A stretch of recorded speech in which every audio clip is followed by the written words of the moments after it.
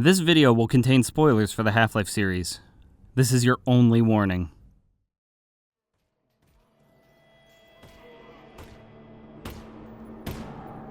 In March of 2020, Half-Life Alyx released to incredibly high review scores from most critics and consumers alike.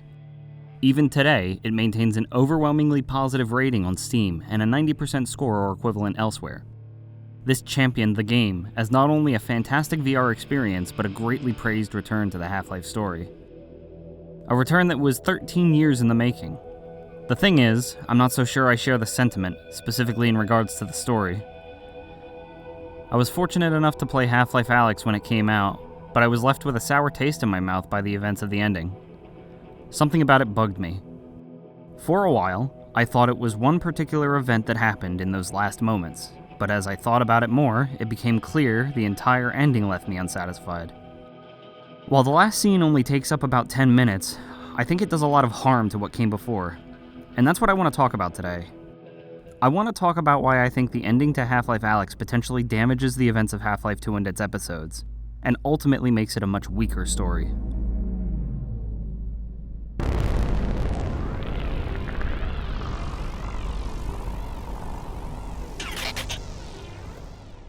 I'm going to assume that if you're watching this, you have either played or seen someone play Half-Life Alyx.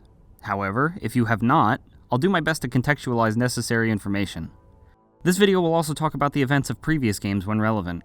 Additionally, I will mostly be using information that is in the games as fact. Unused content and word-of-mouth speculation spoken in interviews will for the most part not be considered for my analysis. I'll also note that Half-Life is currently an incomplete story and has yet to reach a definitive conclusion.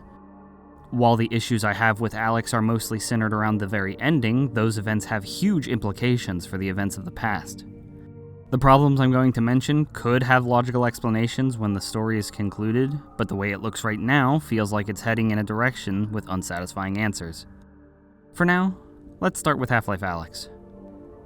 The story of Half-Life Alyx follows the titular Alyx Vance 5 years before the events of Half-Life 2. She and the human resistance are seeking to acquire or destroy a superweapon created by the invading alien force known as the Combine. Their weapon is hidden in a large building called the Vault. The journey to the Vault is largely irrelevant to my issues with the game's story. It's once we get inside the Vault that my main problems arise. After a long journey, at the very center of the vault, sealed within a small room, it is revealed that the Combine's superweapon was actually a prison for the one and only G-Man. He teleports Alyx to what appears to be the Zen border world from Half-Life 1. He also offers her a reward for rescuing him, to nudge some event she chooses in a particular direction, as, according to him, time is flexible. When she asks for him to rid the Earth of the Combine, he says it would be a considerably large nudge, and not in the interest of his employers.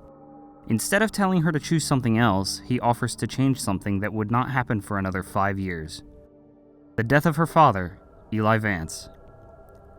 He takes her to the future, moments before her father is killed, and allows her to kill the Combine advisor that would have killed her father. After the credits roll, we fade in, now playing as Gordon Freeman in the altered future, just after Alyx saves her dad. Eli is frantic and pissed, saying that G-Man took Alyx.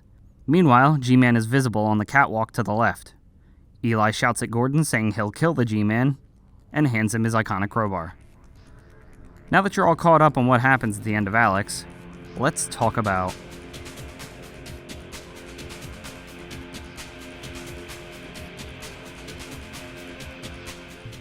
For starters, the G-Man is a mysterious and powerful humanoid that's been present in every game in the series.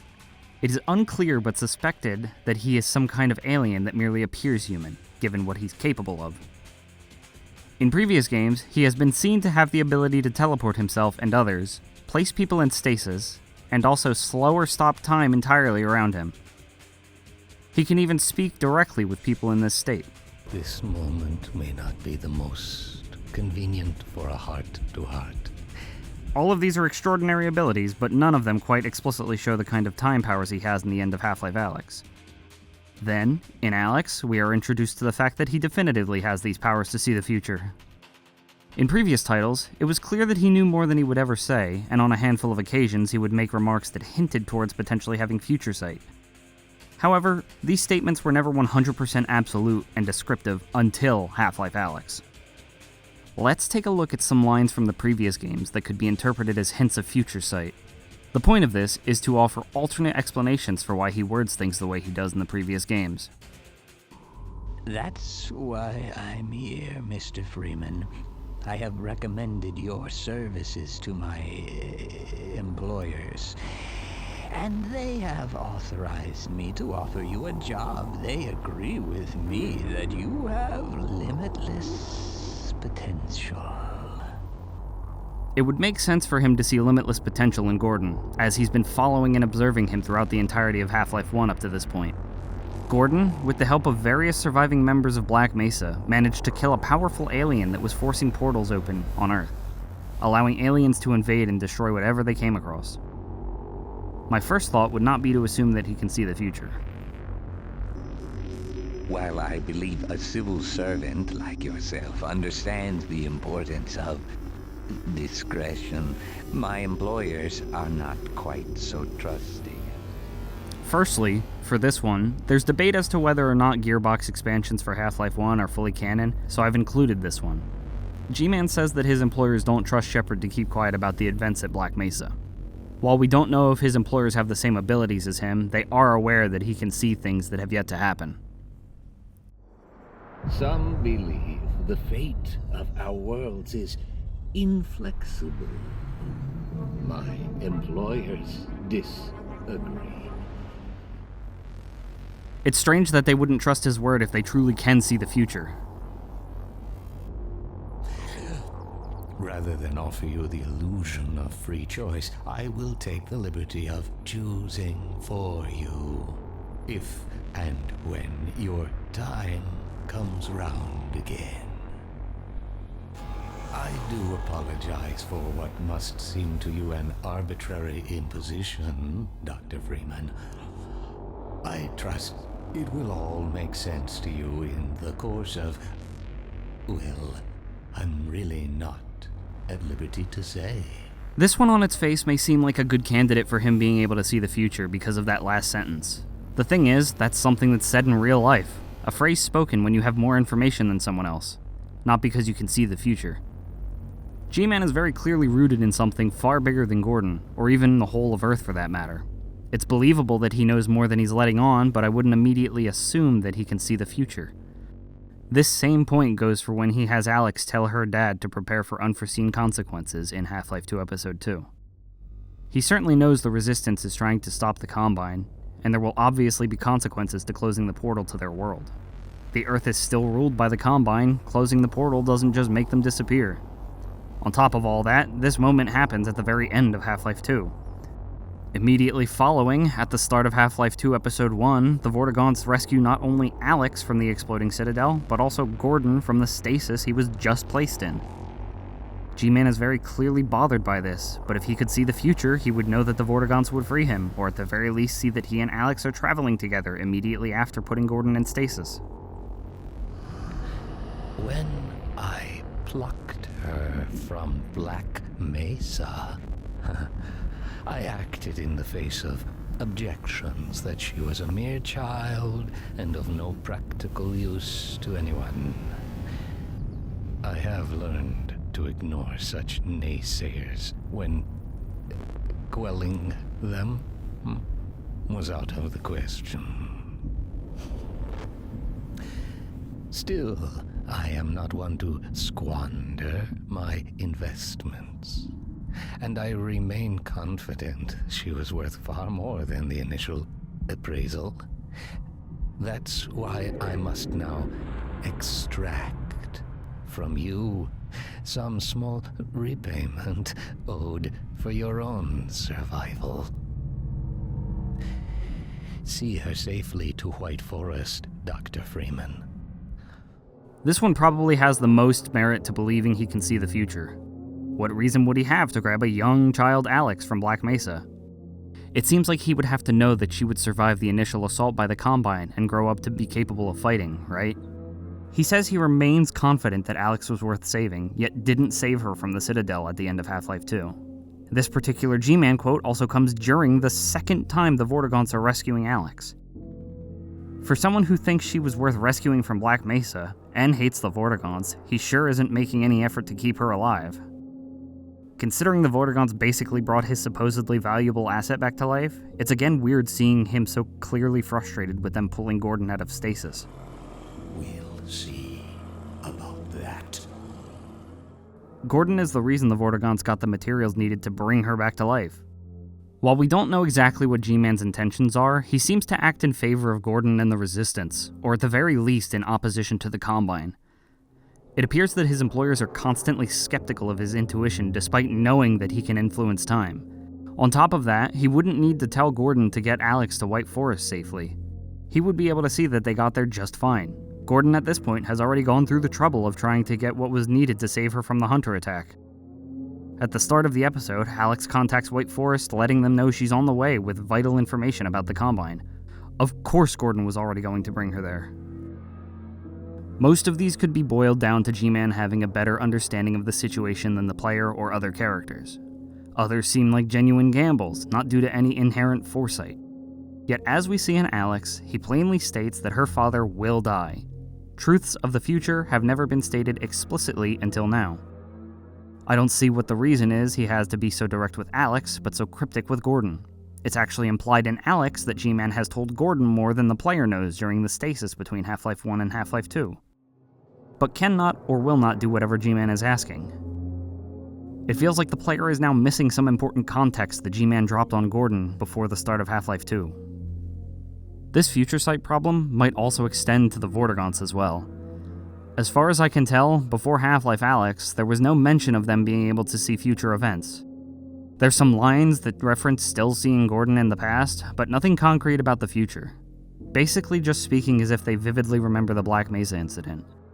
They talk about having their destiny bound to Gordon, but that could also be explained by their prior knowledge of the Combine, paired with a mutual interest in the Combine's destruction.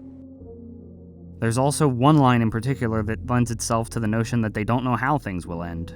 Let this war end in either total victory or our extinction. Now, suddenly in Half-Life Alyx, we see a Vortigaunt named Gary that basically spills that Alyx's dad will die, and tells her exactly where she needs to go in an accidentally cryptic way. I really would, but the Alyx Vance is honestly very busy saving her dad. You will not save him. He is dead. What? Or he will be. Is or will be? It is a matter of perspective. But Alyx Vance alone cannot prevent his fate. I will help the Alyx Vance. Look to the Northern Star. Why? For guidance. Okay, thanks. The Northern Star is quite literally a hotel that she needs to travel through to access one of the Vault's power sources. He doesn't speak plainly, but rather as if he is having a premonition of sorts, and that's because he's been severed from the Vortessence due to a brain injury caused by the Combine. You see, the Vortigaunts have this ability to telepathically speak to their own kind, generate electricity, and manipulate gravity in something they call the Vortessence. This past quote seems to imply that they share a similar kind of future sight to the G-Man. Nothing in Half-Life 2 leads me to believe that all the Vortigaunts at that point have been severed from the Vortessence, and in fact, one line in particular late in the game potentially debunks that idea. Every now and then a Vortigaunt gets captured and sends back information, but we don't have a complete picture of the place. If the Vortigaunts could see the future as well, you'd think they would either avoid their own capture or have intel for the Resistance before they're even captured anyway. In Half-Life 2, when you finally reach Eli Vance's base of operations in the early hours of the game, he's seen speaking with a Vortigaunt, and there's other Vortigaunts on other floors of the building. Shortly after arriving, this base is raided by the Combine, who ultimately end up capturing Eli. If the Vortigaunts can see the future, and have any interest in keeping the Resistance alive, any one of them should have been able to see the Combine ambush that happens. Yet nothing is said. Nobody is warned about it, but they are happy to tell the others where Eli has been taken, rather than save him before he's kidnapped. I need your help. They've taken my father. He's been taken to Nova Prospect. The Vortigaunts tracked the ship that made off with him and Judith Mossman. Another perspective you could look at this from is that because Gary was uniquely severed from the vortessence from brain damage, his mind was opened up more and able to sense events out of time. This is as if to say that the brain injury damaged a filter that changed the way he communicates with the vortessence. I don't have a counter-argument to this other than it is extremely lucky this is the one Vortigaunt Alyx comes across in her adventure, since he directs her to the Northern Star, a necessary step to accessing the vault. And then Gary is never seen again in the series.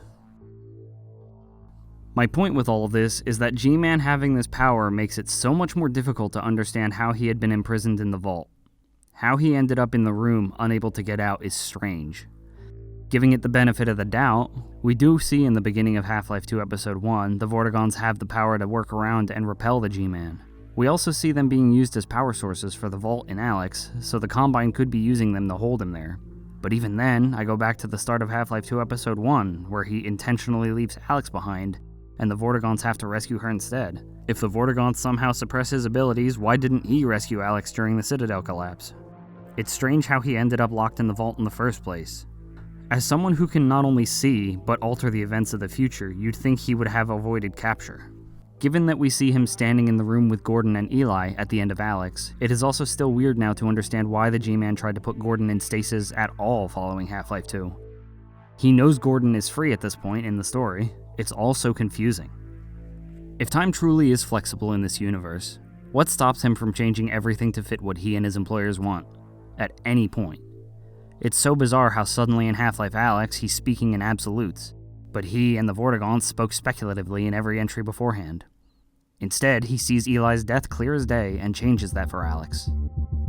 Or rather, he has Alyx change it.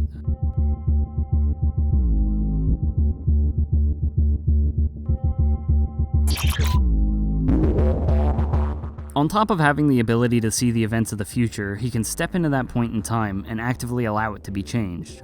We see this exactly once, and it's in this ending. This begs the question: why doesn't he just jump around time and set everything the exact way he and his employers want it? The Combine captured him, but now that he's free, why not just go to every Combine force and destroy them while they're frozen in time like he had Alyx do? Why not have Alyx help instead of just putting her in stasis? If he didn't just give Alyx permission to zap a Combine advisor to death, I'd assume that they maybe have some way to prevent him from harming them with this power, but that's not the case. It is clear as day that he can kill or have someone else kill for him. Hell, in the bad ending to Half-Life 1, he simply teleports Gordon to a room full of hostile aliens without weapons. He could just do this to every Combine force. I don't see Alyx objecting to a time travel Combine assassination mission either, given what she's initially asked G-Man for. Yet for whatever reason, his employers want the Combine to remain on Earth. I don't see why. There are several mentions from G-Man about his interference being limited by things outside of his power. Freeman, I wish I could do more than keep an eye on you, but I have agreed to abide by certain restrictions. All the times he is allowed to intervene feel arbitrary. He can't help Gordon get Alyx safely to White Forest really quickly. However, he can rearm a nuke that was previously disarmed by someone. That same someone he saved in the first place hours earlier, and again just before the explosion. He can't remove the Combine from Earth, but he can resurrect one of the most important people in the fight against them. Eli has been such a key player in the Resistance that he was specifically sought out by Dr. Breen to use him as a bargaining chip with the Combine.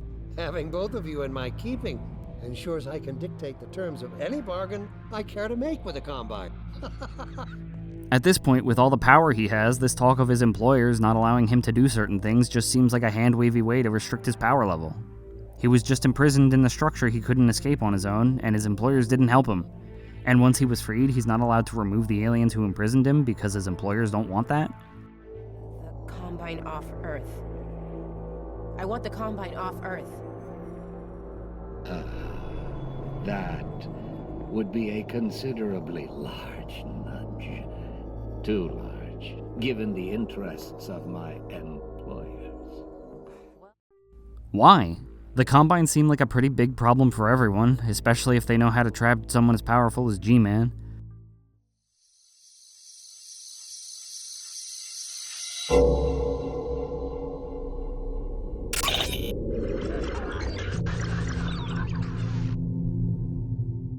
While my main problem with this point comes down to the changing of the future previously discussed, there's a meta angle to it as well. This point alone was the catalyst for making this video too, so I admit that this change affected me on a personal level. It's when my initial disappointment during the ending of Half-Life Alyx really started to show itself.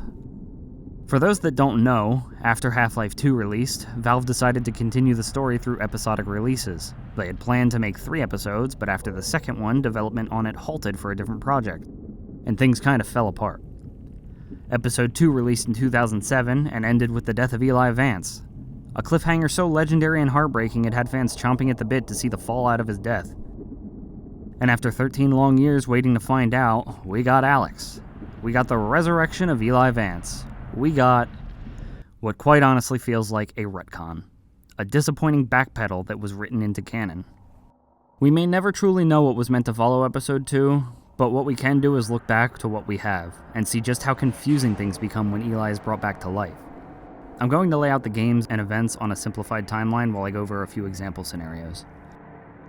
First, let's say you play them in release order without the 13-year time gap that many fans have had to wait through. You play through Half-Life 2, then the episodes. In episode 2, you get to the end, Eli dies, and Alyx is crying over her father's corpse. Emotions are high, and the Resistance has lost a key player. You're curious as to what happens next, but that's where it ends for now. You start up Half-Life Alyx, a game that takes place 5 years before. You'll learn more about Alyx and what she and her dad were up to during the years Gordon was missing. You get to the end, and it just hits the undo button on Eli's death. If the games were released one after the other instead of a decade apart, it would make no sense just to change the story like that. It feels like somewhere along the line, in those 13 years, Valve decided that killing Eli was a mistake and they needed to do anything and everything they could to bring him back. It would just be a slap in the face to immediately undo that because of the way they originally laid out the ending of episode 2. This scenario was the first I thought up because it's exactly how I experienced Alyx. Sure, I played the games back when they came out, but I replayed them in order leading up to the release of Alyx. The revival of Eli might feel like a mind-blowing revelation for a lot of fans because of the time spent waiting and yearning for more Half-Life. But for me, it just felt cheap and unsatisfying. The bitterness left me questioning everything, and now, here we are. For the next example, if you play them in order of the timeline of events, the resurrection of Eli becomes a pointless fake-out. You finish Half-Life Alyx and see that Eli will be saved by his daughter. However, when you actually get to episode 2's ending, that doesn't happen. It's like G-Man lied and Eli dies anyway. The credits roll and now you're waiting like the rest of us have been for 18 years. Alternatively, you could argue that episode 2's ending happens moments before G-Man brings Alyx in to save the day. That would mean that Half-Life 3 would need to start with the ending of Alyx to clear things up and show that it actually happened. Lastly, imagine Half-Life 3 comes out and you finally want to play through the series for the first time. You can't afford VR, or you're not interested in the spin-off prequel title, and just want to play the mainline games. You make the assumption that the prequel is its own self-contained story in the years Gordon is missing. After finishing up Half-Life 2 Episode 2, and Eli dies, you're on the edge of your seat wondering what the consequences of his death are going to be. You load up Half-Life 3, and Eli is just there. Alyx is also suddenly missing. No explanation as to why. These reveals happened in a prequel VR game you didn't play. Even if they show the events at the end of Alyx right at the beginning of Half-Life 3, it's going to feel like the events at the end of Episode 2's ending were a cheap bait. No matter what order you play them in, the entirety of Half-Life 2 and its episodes fall apart for one major reason. Alyx.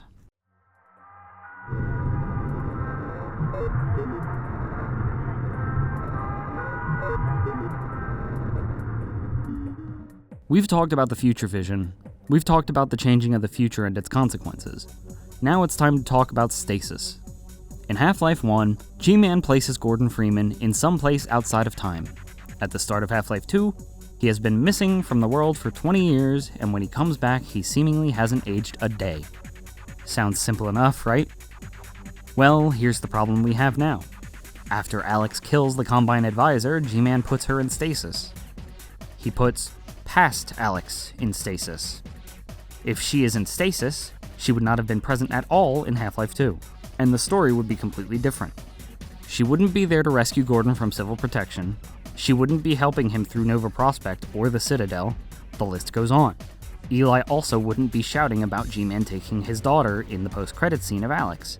as that would have been something that happened 5 years prior. Most of, if not all, of what happened in Half-Life 2 would not have happened without her. She quite literally rescues Gordon at the start of the game. If you argue that G-Man put present Alyx in stasis, then if the G-Man wanted Alyx alive and considered her valuable, why didn't he take her at the end of Half-Life 2 as well? He puts Gordon back into stasis, but seemingly leaves Alyx to die in the Citadel. Did he know the Vortigaunts would save her because of his apparent omniscience? If so, I reiterate, why was he annoyed when the Vortigaunts also protected Gordon from him immediately after Episode 1? And what about Alyx? Why the hell would she not mention anything about G-Man or her father's impending death at all? Her dad knows she went into the vault. The whole ordeal would be priority number 1 once she got out. She would absolutely be warning her dad or Gordon about the advisor attack beforehand. And even if she somehow doesn't remember what happened in the vault, Eli does. Or at least it is heavily implied he knows what's in the vault with his very last line in Half-Life Alyx before Alyx enters the vault. What? Why? Dad? But there's no implication that Eli knew he would die until he was already in the hands of the advisor. We also find out in Episode 2 that Eli knows G-Man. G-Man is largely responsible for the events of Half-Life 1 even happening. G-Man would absolutely be a topic of discussion between Alyx and Eli. Yet in Episode 2, Eli talks about the G-Man behind her back as if she doesn't know him. Unforeseen consequences. The last time I heard those words was back at Black Mesa. You had just stepped into the test chamber when he whispered them in my ear. You know who I'm talking about. Our mutual friend. When he brought in that crystal, I knew I should have aborted that damn test, but I didn't. The whole world went to hell that day. And now he's using my little girl, putting words in her mouth. God damn it. Alyx would have absolutely said something to Gordon as well. There would be no reason to keep such a major event from him. And yet, despite playing as Gordon from the moment G-Man drops him from stasis in City 17 all the way to the death of Eli, she says nothing. Because she didn't know. Because it never happened. Valve overcomplicated what was once an extremely simple power that G-Man had, and now it's caused severe problems in the narrative. No matter which way you spin it, the G-Man putting Alyx in stasis creates massive plot holes in Half-Life 2. There are arguments that could be made for the future vision, or the ability to change the future, but Alyx encountering the G-Man the way she did in her game is fundamentally broken. To hammer home my point, if you want to have past Alyx taken by the G-Man, you cannot have the entirety of Half-Life 2 and its episodes as is. If you want present Alyx taken, you cannot ignore all this time that she knew about the G-Man and said nothing, or at the very least her dad knowing she entered the vault. G-Man is far too significant to just ignore, and you definitely cannot have both. Another thing I want to touch on involves my previous point about Alyx and stasis. I feel as though this point may come up a lot in the comments if I don't address it, especially considering this part is the most rewatched part of the Half-Life 20th anniversary documentary. Mike Shapiro, the voice of G-Man, speaks a little bit about the character and how he believes that he can exist at multiple points in time at once. Just like before, this is never really brought up throughout the series, until explicitly hinted at during the ending of Alyx. During his speech, he suddenly splits into multiple G-Men, though only one appears to be talking to Alyx. I don't think this solves any of the problems I have anyway. If G-Man could pluck both past and present Alyx at the same time, there's still a gap where she doesn't exist, making it impossible for the Half-Life 2 that we know to have happened. Unless the Alyx he pulled from the past doesn't affect the existing Half-Life 2 that we play, but that would imply that another version of the timeline would still exist where Alyx never helps Gordon. Vital signs critical.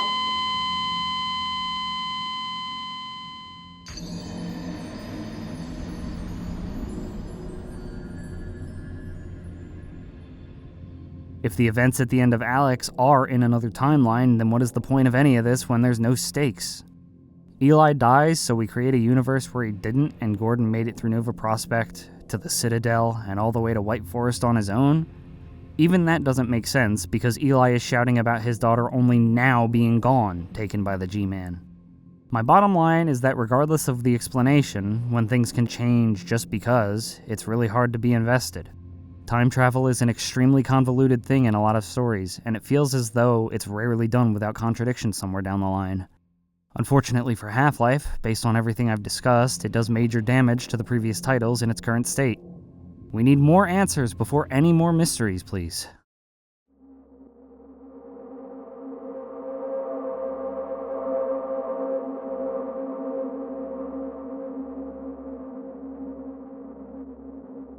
This last topic is kind of hard to touch on when we don't know the specifics about Alyx's stasis, so I'll keep it brief. She would unequivocally be the most wanted person in the world. Wanted posters, broadcasts about what she's done, there would be so many ways the Combine attempt to find her. She would not be able to show her face anywhere without the potential of being shot dead by any and every Combine force on the planet. The moment she would be spotted by anybody, the Combine would rally every troop they have to hone in on her position and absolutely destroy her. It makes it harder to believe that in Half-Life 2 that they don't just send every single Strider, gunship, and everything else right to her as soon as she engages in combat with any soldiers. Unless the Combine are connected to the Nihilants from the first game, Gordon also did nothing to them, and yet he is such a high priority target that they pursue him like their lives depend on it. Alyx essentially released a god that they captured, and despite this, the Combine's main targets are Eli and Gordon. It seems like Dr. Breen should have been seeking out Alyx as a bargaining chip with the Combine over anyone else. Hell, Gordon was gone for 20 years and they're still all hands on deck the moment he shows up. They'd be alert for Alyx after 5.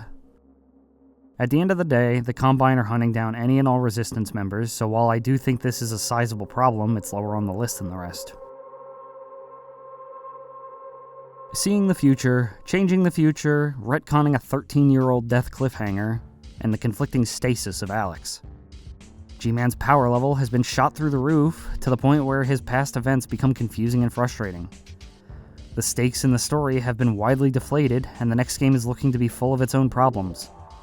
While Half-Life Alyx is extremely good during most of its playtime, the very ending makes mistakes that ultimately make the story of the whole series just that much weaker.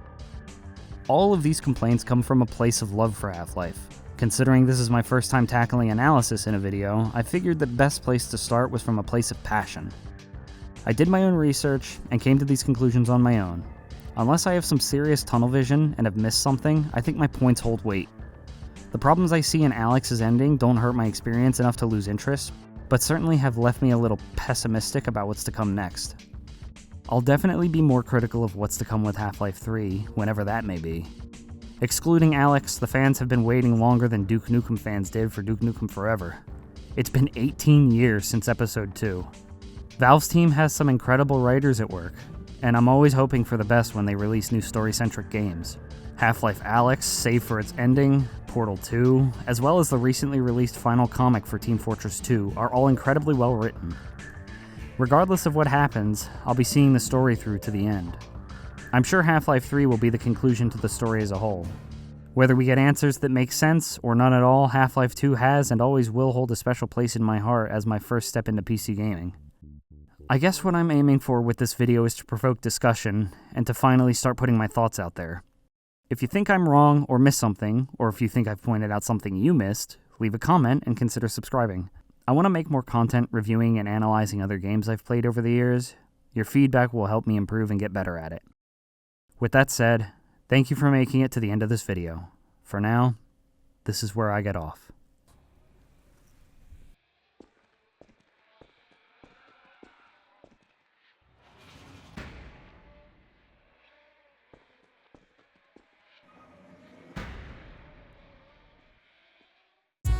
If you want to see more content like this from me, consider supporting me at Twitch, where I stream 2 or 3 times a week. Also check out my merch store. Links in the description below.